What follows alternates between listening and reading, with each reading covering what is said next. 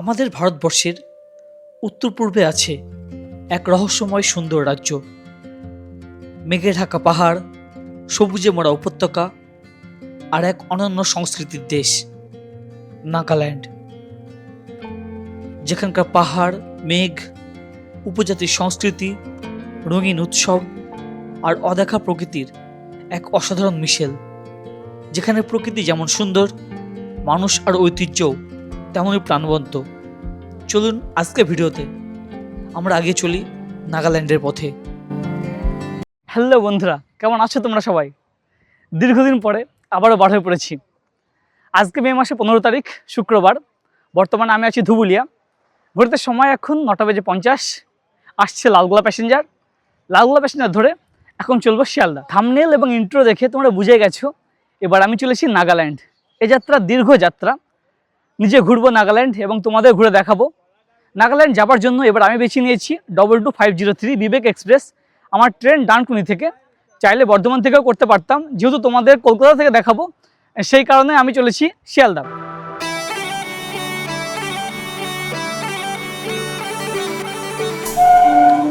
আমার বাড়ি থেকে নাগাল্যান্ডের দিমাপুর অবধি আমাকে অতিক্রম করতে হবে প্রায় 1350 কিলোমিটার। এই 1350 কিলোমিটারের মধ্যে 100 কিলোমিটার পথ অতিক্রম করে আমি পৌঁছে গেলাম শিয়ালদা। আমাকে যেহেতু যেতে হবে ডানকুনি, তাই ধুবুলিয়া থেকে সরাসরি ডানকুনির টিকিট চাইছিলাম। সে টিকিট কিন্তু ভায়া দমদম হয়ে, ভায়া শিয়ালদা হয়ে না।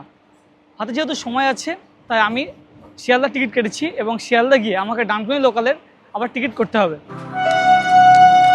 ধুবুলিয়া থেকে 9:58 লালগোলা প্যাসেঞ্জার শিয়ালদা স্টেশনের 1 নম্বর প্ল্যাটফর্মে দিয়েছে। তো আমি ভাবছিলাম লালগোলা প্যাসেঞ্জার লেট করবে, লেট করে না বিফোর টাইম। এরপরে যে ডানকুনি লোকাল আছে 1:25, হাতে সময় আছে অনেকটা। শিয়ালদা থেকে ডানকুনি অবধি দূরত্ব 22 কিলোমিটার এবং এই 22 কিলোমিটার যেতে সময় লাগে প্রায় 40 মিনিট। এই গরমের মধ্যে ভাবলাম ফাঁকায় ফাঁকায় ডানকুনি যাই, সেই কারণে শিয়ালদা অবধি এলাম। আমাদের ওদিক থেকে তোমরা যারা ডানকুনি যাবে বলে আসছো, তোমরা দমদম নেমে চেঞ্জ করে যেতে পারো। শিয়ালদা বিকানির দুরন্ত এক্সপ্রেস।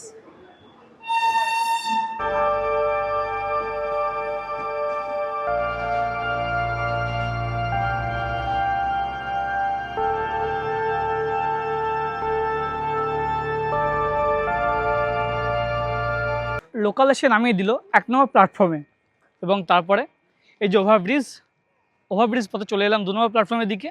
এখানে 2 এবং 3 প্ল্যাটফর্ম একসঙ্গে। এর পাশে একটা ওভারব্রিজ আছে, ওটি বন্ধ দেখলাম। Train number 22503 Kanyakumari Dibrugarh Vivek express is arriving on platform number 2। এই ঐতিহ্যবাহী ঐতিহাসিক ট্রেন কন্যাকুমারী ডিব্রুগড় বিবেক এক্সপ্রেস ডানকুনিতে সময় ছিল দুপুর 2:35, প্রায় 1 ঘন্টা লেট। এখন বাজে 3:37।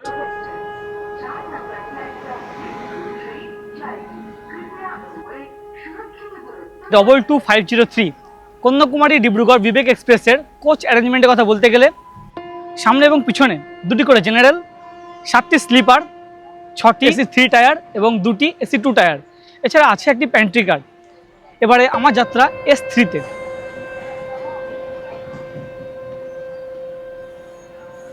ভারতবর্ষের মূল ভূখণ্ডের দক্ষিণ প্রান্ত কন্যাকুমারী থেকে যাত্রা শুরু করে এই ট্রেন কেরালা, তামিলনাড়ু, অন্ধ্রপ্রদেশ, উড়িষ্যা হয়ে চলে এসেছে পশ্চিমবঙ্গ এবং এরপরে আগেই চলবে অসম এবং নাগাল্যান্ডের গেটওয়ে দিমাপুরের উদ্দেশ্যে। ভারতের এই দীর্ঘতম রেলপথে যাত্রা করা মানে ভারতের প্রাকৃতিক সৌন্দর্যকে আরও কাছে থেকে চাক্ষুষ করা। ঘড়িতে সময় এখন 5:42। আমরা সে পৌঁছে গেলাম বর্ধমান। প্রায় 2 ঘন্টা 15 মিনিট লেটে চলছে আমাদের ট্রেন। এই ট্রেনের অফিসিয়াল স্টপেজের কথা বললে ডানকুনি পরে বর্ধমান, রামপুরহাট, মালদা টাউন, কিষানগঞ্জ, এনজেপি, 2-3টে স্টপেজ পরপর সিগন্যালের জন্য দাঁড়িয়ে যাচ্ছে। এটা চলতেই থাকবে, সেই কারণে লেটের যে টাইমিং সেটা কিন্তু বাড়তে থাকছে।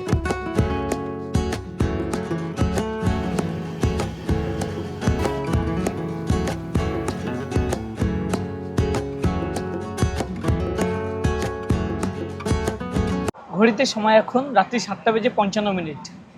আমরা এখনো রামপুরহাটে পৌঁছতে পারলাম না।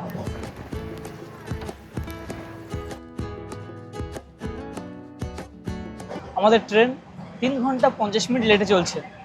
তার উপরে তো আবহাওয়ার গোলযোগ, তুমুল ঝড় বৃষ্টির মধ্যে আটকে গেছিলাম। তারপর আবার যাত্রা শুরু হয়েছে। বেশ খিদে পেয়েছে, সেই কারণে যে প্যান্ট্রি কারের দাদারা খাবার দাবার নিয়ে আসছে তেনাদের সঙ্গে খাবার নিয়ে নিয়েছি।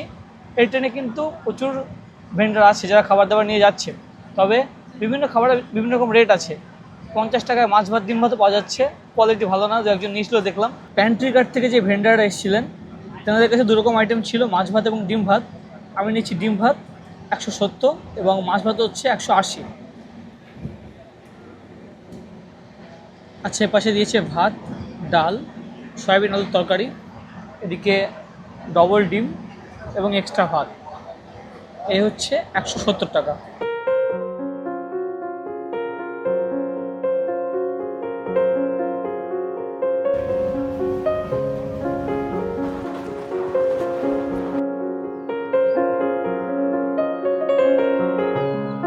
মর্নিং, অসমের একটি সুন্দর স্টেশন কোকরাঝাড় থেকে তোমাদের সকলকে স্বাগত। ট্রেনের এই কোকরাঝাড়ে এসে পৌঁছানোর কথা ছিল ভোর 3:33।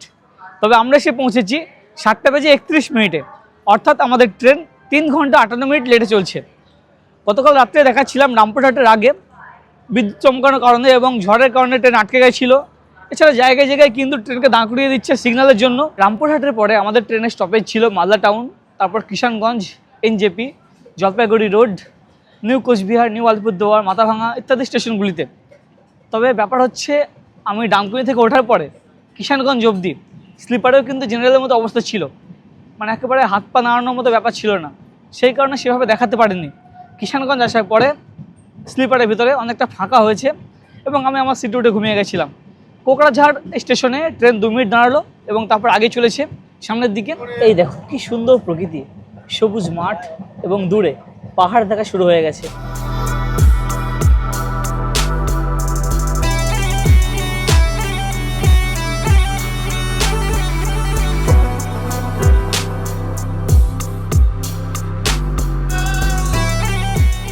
সকাল 8:03 এসে পৌঁছে গেলাম আর একটি সুন্দর স্টেশন নিউ বনগাঁই জংশন।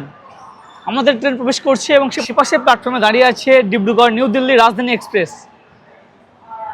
এই নিউ বনগাঁইগাঁও জংশনে ট্রেন 10 মিনিট দাঁড়ায় এবং তারপর আগিয়ে চলে অভয়াপুরের দিকে।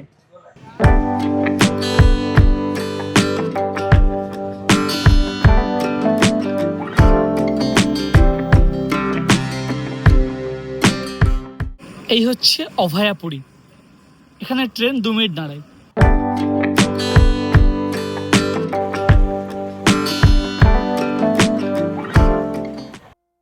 অভয়াপুরী থেকে গুয়াহাটির পথে চলেছে আমাদের ট্রেন, আর জানালার বাইরে শুরু হচ্ছে এক অন্যরকম সৌন্দর্য। চারিদিকে সবুজ প্রকৃতি, দূরে পাহাড়ের নরম রেখা আর আকাশের নিচে ছড়িয়ে থাকা অসমের শান্ত স্নিগ্ধ পরিবেশ। আর ঠিক এই পথে আসে সেই মুহূর্ত যার জন্য অনেক যাত্রী অপেক্ষা করে আছে। ব্রহ্মপুত্র নদীর উপরে ট্রেনের যাত্রা। সামনে দেখা যায় বিশাল সরাইঘাট ব্রিজ, আর নিচে বয়ে চলেছে উত্তর পূর্ব ভারতের প্রাণ মহান ব্রহ্মপুত্র। ব্রহ্মপুত্র কোনো সাধারণ নদ নয়, এর বিস্তার, এর গতি, এর গভীরতা সবকিছুই আছে এক রাজকীয় অনুভূতি। আমাদের ট্রেন যখন সরাইঘাট ব্রিজে উঠেছে তখন চারিপাশের দৃশ্য হঠাৎ বদলে গেল। এই কয়েক মিনিটের যাত্রা মনে হয় যেন কোনো বিশাল সিনেমার দৃশ্য। ট্রেন এগিয়ে চলেছে আর প্রকৃতি তার সবচেয়ে সুন্দর রূপ দেখিয়ে দিচ্ছে আমাদের। এই সরাইঘাট ব্রিজের কথা বলতে গেলে এটি শুধু একটি ব্রিজ না, এটি আসামের ইতিহাস এবং যোগাযোগ ব্যবস্থার এক গুরুত্বপূর্ণ প্রতীক। এই ব্রিজটি রেল কাম রোড ব্রিজ। যাই হোক বন্ধুরা, অনেকদিন থেকে ইচ্ছে ছিল এই ব্রিজটি তোমাদের দেখাবো, আজকে এই ভিডিওতে তোমাদের দেখাতে পারলাম। তোমরা এই সমস্ত চত্বরে এলে জানালার বাইরে প্রাকৃতিক সৌন্দর্য এটি কিন্তু মিস করবে না।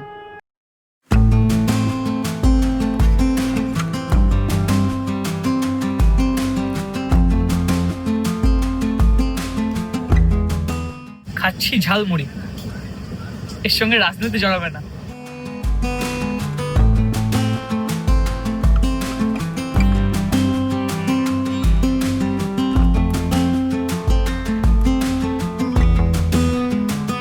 সুন্দর প্রকৃতির মধ্যে দিয়ে আগে চলেছি গুয়াহাটির দিকে।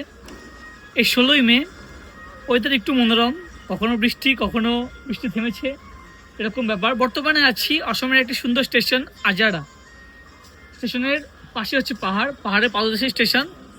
এখানে কিন্তু কোনো হল্ট নেই, তবে ট্রেন দাঁড়িয়ে গেছে সিগনালে। रोटी सब्जी रोटी গতকালকে রাত্রে যে দাদা খানা দিয়ে গেছিল, সে দাদাই সকাল 9:30 এসে খানা অর্ডার করে নিয়ে যায়। ঘড়িতে এখন সময় 11:17। এখন এসে দুপুরের খাবার দিয়ে গেল।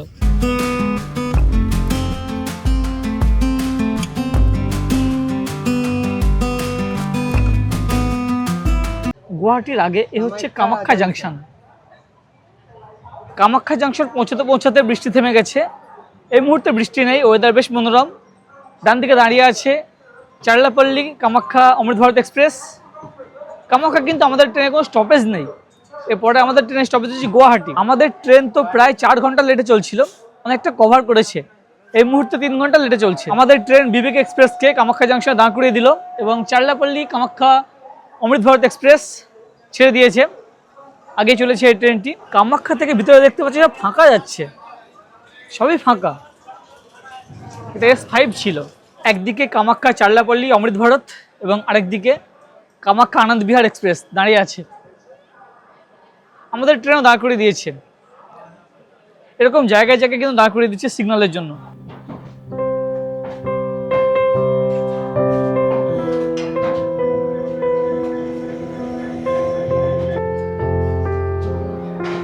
ঘড়িতে সময় এখন 12:56। আমরা অবশেষে এসে পৌঁছলাম গুয়াহাটি। এই গুয়াহাটিতে আমাদের ট্রেনের টাইম ছিল 9:05। অর্থাৎ আমাদের ট্রেন প্রায় 3 ঘন্টা 51 মিনিট লেটে চলছে। প্রতিবেশী রাজ্য আসাম তথা নর্থ ইস্টের সবচেয়ে গুরুত্বপূর্ণ স্টেশন এই গুয়াহাটি। এই গুয়াহাটিতে ট্রেন 15 মিনিট দাঁড়ায়। যারা মেঘালয় যাওয়ার প্ল্যান করছো, তোমাদের এই গুয়াহাটি এসে নামতে হবে। এখান থেকে শেয়ার কারে বা গাড়ি করে তোমাদের যেতে হবে শিলং। সেই স্টেশনের চেহারা থেকে বুঝতে পারবে যে স্টেশন কতটা উন্নত এবং কতটা জাঁকজমকপূর্ণ। গুয়াহাটি স্টেশন অবধি কিন্তু ট্রেনের টয়লেট বা এই সমস্ত চত্বর এত নোংরা হয়েছিল, আসতে বমি পাচ্ছিল, প্রচুর দুর্গন্ধ করছিল। গুয়াহাটিতে অনেকটা সময় থাকার কারণে এসে পরিষ্কার করে দিয়ে গেল, এটা ভালো ব্যাপার। গুয়াহাটিতে এসে হাতে 15 মিনিট সময় পাবে। তোমরা চাইলে গুয়াহাটির এখান থেকে খাবার নিতে পারো। জল বা খাবারের প্রয়োজন হলে তোমরা একাধিক ফুড স্টল আছে, সেখান থেকে সংগ্রহ করতে পারো। বেলা যেহেতু 1টা বেজে গেছে, এবার দুপুরে খাবার পালা। খাবার তো সকালে অর্ডার করেছিলাম, দাদা দিয়ে গেছে 11:30 নাগাদ। এ হচ্ছে খাবার। এই যে ডবল ডিমের থালি, এটি নিয়েছে 140 টাকা। স্টেশনে দেখছি অনেকে আন্ডা বিরিয়ানি বিক্রি করছে 100 টাকা করে। তোমরা চাইলে সে খাবারও নিতে পারো।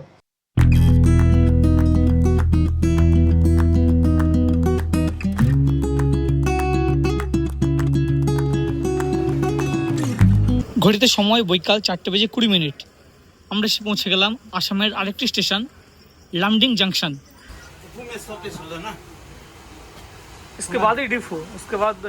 গুয়াহাটি থেকে ছাড়ার পরে এই ট্রেনের স্টপেজ ছিল জাগি রোড, তারপরে হোজাই এবং তারপরে এই লামডিং জংশন।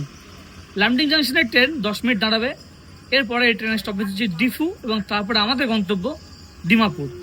বৈকাল 4:27 ট্রেন ছেড়ে দিল লামডিং জংশন থেকে।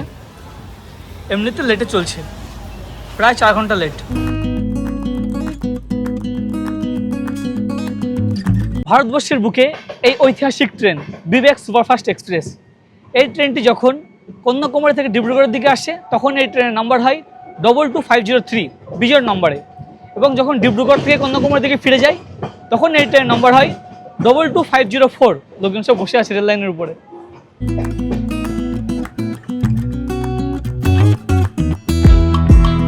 ঘড়ি বলছে সময় এখন বৈকাল 5টা। আমরা এসে পৌঁছে গেলাম ডিফু। খুব সুন্দর গ্রাম্য প্রকৃতির মধ্যে এই স্টেশন, নিরিবিলি স্টেশন ডিফু। এদিকে বাংলাটা বোঝার মতো, স্থানীয়রা যেভাবে কথা বলছে আসামি ভাষায় অনেকটা বোঝা যাচ্ছে। কোনো অবধি আমাদের ট্রেন 4 ঘন্টা 10 মিনিট লেটে চলছে। আমার ফোনে জিও এয়ারটেল দুটো সিমই আছে। একটা জিনিস ভালো, স্টেশন চত্বর এলেই ফোনে 5G নেটওয়ার্ক পাচ্ছে। তো বিভিন্ন জঙ্গলের মধ্যে যখন আসছি তখন নেটওয়ার্ক ঠিকঠাক পাচ্ছে না। এই ডিফু স্টেশনে আমাদের ট্রেন 2 মিনিট দাঁড়িয়ে আগে চলেছে ভারতবর্ষের সঙ্গে যে স্টেশন নাগাল্যান্ডকে যুক্ত করেছে ডিমাপুর, সেই দিকে।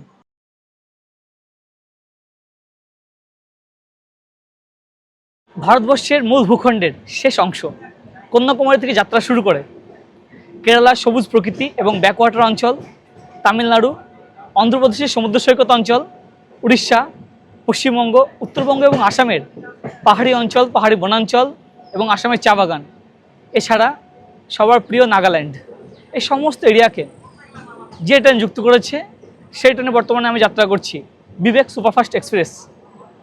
কন্যাকুমারী থেকে ডিব্রুগড় পর্যন্ত এই ট্রেন 4188 কিলোমিটার কভার করে। এটি ভারতবর্ষের দীর্ঘতম রেলপথ। সৌভাগ্যপ্রবণভাবে আমার সুযোগ হয়েছে এই অভিজ্ঞতা সঞ্চয় করতে। 4188 কিলোমিটারের মধ্যে আমি এবারে যাত্রা অতিক্রম করছি 1256 কিলোমিটার। বৈকালের টাইমে লোকজন সব বাড়ির বাইরে রেল লাইনের ধারে দাঁড়িয়ে আছে।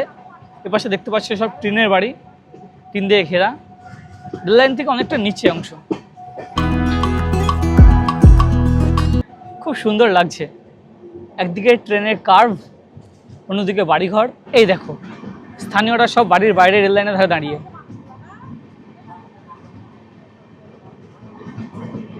দুপাশে আছে বিভিন্ন বাড়িঘর, মনে হচ্ছে একটা পাড়ার মধ্য দিয়ে ট্রেন আগিয়ে চলেছে সামনের দিকে।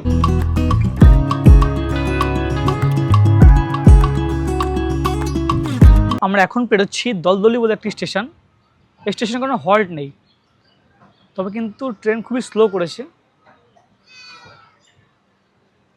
স্থানীয় লোকজন সব বসে আছে স্টেশনেই। স্লো করতে করতে দাঁড়িয়েই গেল। এখানে দেখো স্টেশন চত্বরে কোনো দোকান নেই, তবে স্টেশনের যে বাউন্ডারি লাইন তার বাইরে কয়েকটা দোকান দেখা যাচ্ছে। এই ট্রেনটিকে ক্রস করানোর জন্য আমাদের ট্রেন দাঁড়িয়ে গেল। আবার সিগন্যাল দিয়েছে। এই ছিল সবুজে ঘেরা একটি স্টেশন, দলদলি।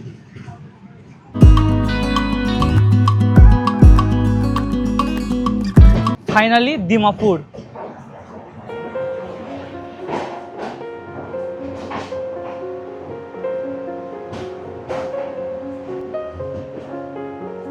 যাক, ফার্স্ট ইমপ্রেশনে স্টেশন চত্বর বেশ বড়সড় স্টেশন চত্বর। এসে পৌঁছে গেলাম নাগাল্যান্ডের গেটওয়ে দিমাপুর। এবার বিবেক এক্সপ্রেসকে বিদায় জানাতে হবে। বিবেক এক্সপ্রেস আগে চলবে ডিব্রুগড়ের দিকে। আবার যদি সুযোগ হয় নিশ্চয়ই এই ট্রেনে চেপে डिब्रूगढ़ टू कन्याकुमारी जाने देखाते पारबो। आपका नाम क्या है भाई? आपका क्या नाम है? क्या नाम? केतो समझ नहीं है। केतो केतो केतो ओ केतो স্টেশন যত নামার সঙ্গে সঙ্গে কেতো ভাই আসলে সঙ্গে বলছে যে অটো লাগবে নাকি। না, আমি ভাগে বলছিলাম যে অটো লাগবে না, একটা হোটেল লাগবে, বাজেট ফ্রেন্ডলি হোটেল। বাইরে চলে এসেছি একেবারে স্টেশনের। দিমাপুর স্টেশন কিন্তু বেশ জমকালো। এই দেখো পিছন থেকে ভিউটা দেখো, খুব সুন্দর। দিমাপুর স্টেশনের বাইরে এই হচ্ছে পার্কিং এরিয়া। এখানে প্রচুর শেয়ার গাড়ি আছে, শেয়ার ট্যাক্সি আছে, এখানে বাসেরও বন্দোবস্ত আছে। নামার সঙ্গে সঙ্গে সবাই এসে বলছে যে কোহিমা যাবে কিনা বা স্থানীয় কোনো জায়গায় যাবে কিনা। তো ওই স্থানীয় যে ভাই আমাকে বললো যে আশেপাশে হোটেল আছে প্রচুর। আমি ঠিক করলাম যে না, এতটা জার্নি করে এসেছি, আজ রাতটা এখানে স্টে করি এবং কাল সকালে দিনের আলোতে ভালোভাবে আমি কোহিমার দিকে আগিয়ে যাব। এখান থেকে এখন যদি কোহিমার দিকে আগিয়ে যাই শেয়ার গাড়ি পাবো, কিন্তু এখান থেকে কোহিমা পৌঁছতে প্রায় 3 ঘন্টা সময় লাগবে। ঘড়িতে এখন বাজে সন্ধ্যা 6টা, রাত্রি 9টা সাড়ে 9টার দিকে কোহিমা গিয়ে পৌঁছবো এবং তখন গিয়ে হোটেল বুক করা বা অন্ধকার হয়ে যাবে, এই সমস্ত সমস্যাগুলি হবে। বিশেষ করে অজানা জায়গা, একেবারে নতুন এবং নতুন ভাষাভাষীর লোক, এই সমস্ত সমস্যাগুলো আছে। সেই কারণে আমি ঠিক করলাম যে না, আমি স্টেশন চত্বর থেকে আশেপাশে যে হোটেলগুলি আছে সেই হোটেলগুলি নেব এবং কাল সকালে উঠে এখান থেকে কোহিমা যাব। ওই দেখো স্টেশনের যে প্রস্থান, সেখান থেকে হচ্ছে বড় গেট। দিমাপুর স্টেশন থেকে আমি বার হয়ে এলাম। এর আশেপাশে পরিবেশটা অনেকটা এরকম।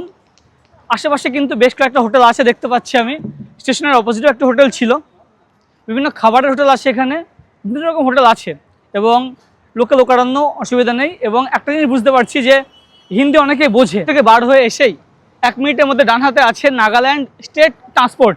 আশা করি এখান থেকেই কাল সকালে কোহিমা যাওয়ার বাস আমি পেয়ে যাব। আগে আজকে একটা হোটেলের বন্দোবস্ত করি, সেসব পরে ভিডিওতে দেখাবো। আপনার কে নাম है ভাই? সুমন। সুমন। বাইরে বার হয়ে এসে দাদাকে জিজ্ঞেস করছিলাম যে আশেপাশে হোটেল আছে কিনা। দাদা বলছে যে স্টেশনের আশেপাশে যে হোটেলগুলি আছে সেগুলি ভাড়া অনেকটা বেশি। একা যেহেতু এসেছে, কম রেটে হোটেল চাইলে এখান থেকে একটু হেঁটে যেতে হবে। आपको इधर का ये आसम का? आसम का। ये तो एक्चुअली नागालैंड का एंट्री पॉइंट है, गेटवे ऑफ नागालैंड है। ये क्या काम करते हो इधर? होटल में रहता हूँ। होटल में रहते हो, काम करते हो? ठीक ठीक है, थैंक यू। स्टेशনের পাশেই ছিল টুরিস্ট লজ। এটি গভর্নমেন্ট হোটেল। তবে কিন্তু এটি বন্ধ, বর্তমানে পুনর্নির্মাণের কাজ চলছে, সেই কারণে বন্ধ আছে, কোনো বুকিং নিচ্ছে না। ফুটপাথ বরাবর আমি আগেই চলেছি, এপাশে বিভিন্ন রকম দোকান আছে, ওষুধের দোকান আছে, বিভিন্ন খাবারের দোকান আছে। এখানে একটা হোটেল দেখলাম, hotel Orient, AC non AC 2 রকম রুমই আছে। দেখি ভিতরে গিয়ে কেমন কি রেট। সিঁড়িপথে উঠে এলাম এবং আসার পরে এই হচ্ছে রিসেপশন এরিয়া। ঘড়ি বলছে এখন সন্ধ্যা 6:10। রিসেপশনে এসে জিজ্ঞেস করলাম যে রুম অ্যাভেলেবল আছে কিনা। সিঙ্গেল রুম হচ্ছে 600 টাকা এবং ডবল বেডের রুম হচ্ছে নন এসিতে 1000 টাকা। আমি সিঙ্গেল রুমই নিলাম, ঠিক আছে, বাজেট ফ্রেন্ডলি রুম। পিছনে দেখতে পাচ্ছি ঘড়ি বলছে এরকম। আচ্ছা, রিসেপশন থেকে চলে এসেছি রুমের দিকে, রুমটা দেখাবো। হচ্ছে করিডোর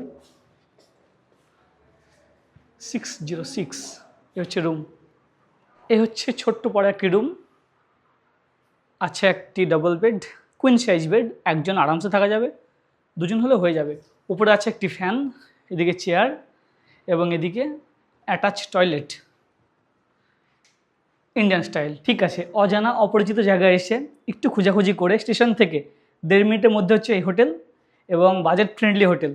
তোমরা যারা মনে করছো যে বাজেট ফ্রেন্ডলি ট্রাভেল করবে, তোমাদের জন্য কিন্তু এই রুমটি পারফেক্ট। হোটেলের বুকিং নাম্বার আমি ডিসক্রিপশনে দিয়ে রাখবো। সন্ধ্যা 7:10। ফ্রেশ হয়ে নিচে নেমে এলাম, খাবার দাবার সারতে হবে, দোকান পাশে বন্ধ হওয়ার আগে আগে। হোটেল থেকে নেমে আসতেই রাস্তার ধারে দেখতে পেলাম বিভিন্ন ফুড ভেন্ডাররা আছে।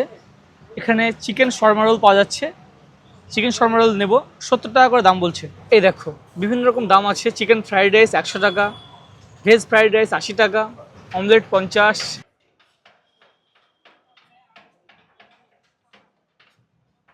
ডিমাপুরের যে হোটেল ওরিয়েন্টে আছি, এক্স্যাক্ট লোকেশনের কথা বলতে গেলে স্টেশন থেকে 1.5 মিনিট মতো এসে এসবিআই যে ব্যাংক আছে তারই পাশে এবং অপোজিটে আছে কমিশনার অফ পুলিশ, তার ভবন তারই অপোজিটে। কালকে সকালবেলা আরও ভালো করে দেখাতে পারবো। আমি চেষ্টা করব সকালের দিকে একটা শর্ট ভিডিও করে তোমাদের দেখানোর। খাওয়া দাওয়া হলো, খিদে মিটেছে, দরকার হচ্ছে জল, রাত্রের জন্য যথেষ্ট। 2 লিটার জল 30 টাকা, ঠিকঠাকই আছে। আমাদের ওখানে যা রেট সেম রেট। এবার কিন্তু ঘুমিয়ে পড়তে হবে, অনেকটা জার্নি করে এসেছি, গিয়ে শুয়ে পড়বো এবং আগামীকাল সকালে অর্থাৎ পরের পর্বে তোমাদের সঙ্গে দেখা হচ্ছে। এই পর্বটি তোমাদের কেমন লাগলো অবশ্যই নিচে কমেন্ট করে জানাও। সাথে থাকো, দেখতে থাকো এবং চ্যানেলে নতুন হলে আজকে সাবস্ক্রাইব করো। আর ভিডিওটি ভালো লাগলে বন্ধু বান্ধবের সঙ্গে শেয়ার করে দিও। অনেক অনেক ধন্যবাদ।